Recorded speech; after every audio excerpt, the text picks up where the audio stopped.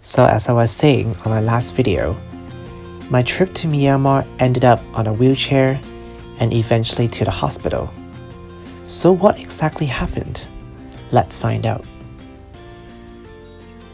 Before we head back to Hong Kong, we made a stop at Chiang Rai in Thailand, where we decided to stay a night and fly back to Hong Kong the next day.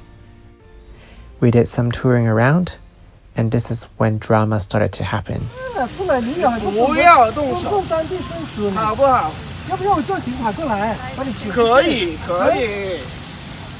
So the guy in the red shirt threatened to beat us up because we were taking photos.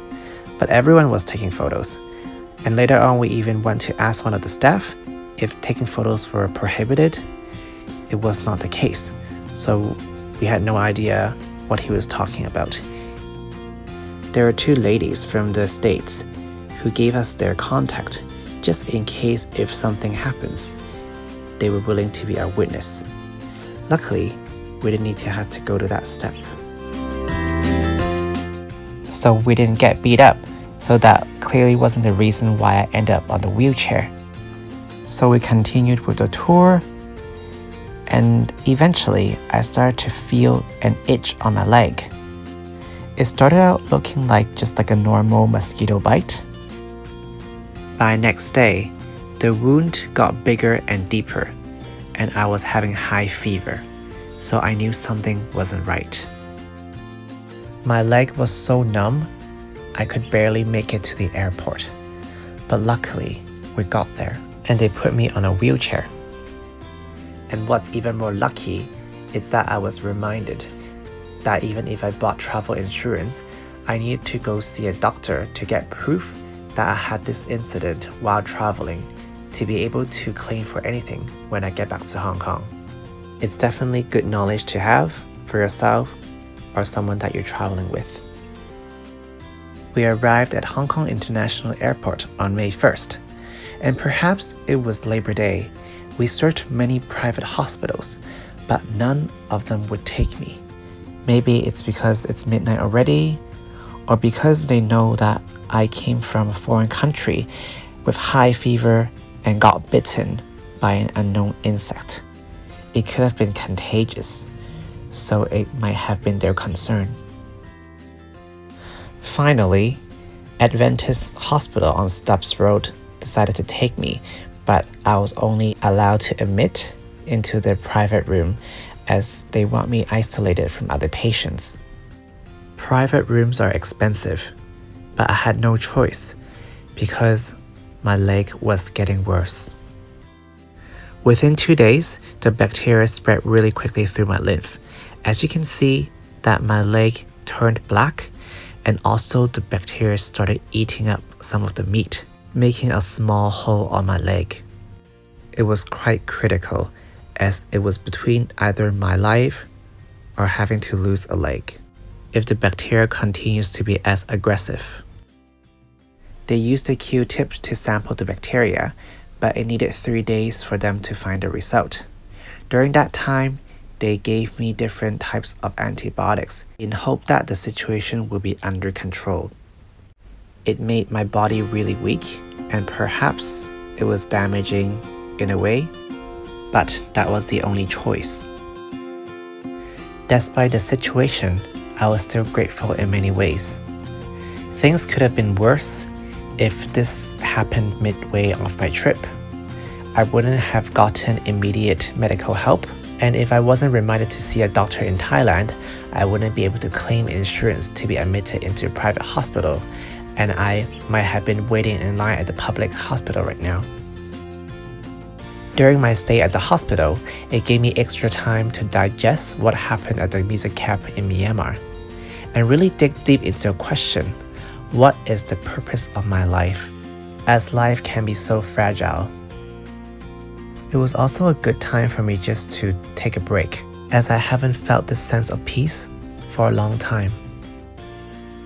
I didn't know this hospital was Christian-based until I saw a lot of proverbs and pictures of biblical characters on the wall. This hospital focuses on the holistic health of Christianity, as they only serve vegetarian menu. Being environmentally friendly is one of their vision. Understanding and appreciating the beliefs of the hospital, it gave me a strong feeling that I was definitely in the right hands. As you can see, I'm really enjoying the food here. You can see that it tasted pretty damn good. My goal was to try all the foods that I like before I leave the hospital. Even though food is not covered by insurance, but obviously, I didn't care. You got to treat yourself well, right? Treating yourself well also means this eye mask. This is not advertisement, by the way. Everything costs here at the private hospital, and I could only eat so much. The only thing that was for free was asking to talk to the chaplain at the hospital, so I invited him over to have a chat. I was then invited to their worship.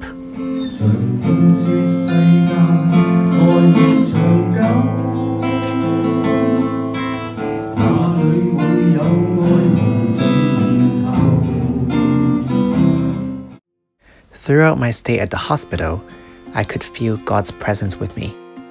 And I could really feel the love as He sent me all these beautiful angels.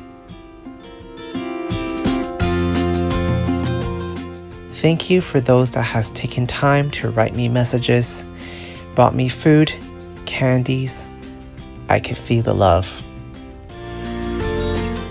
Finally, it was time for me to go, as they found the right medication for me. I think this was probably the biggest pill I've ever had in my life. And OMG, once again, thank God for travel insurance. I wouldn't want to pay for this bill. A week later, I'm gradually recovering. However, the wound wasn't closing that nicely, so I had to go back to check up. Now that's looking more like it.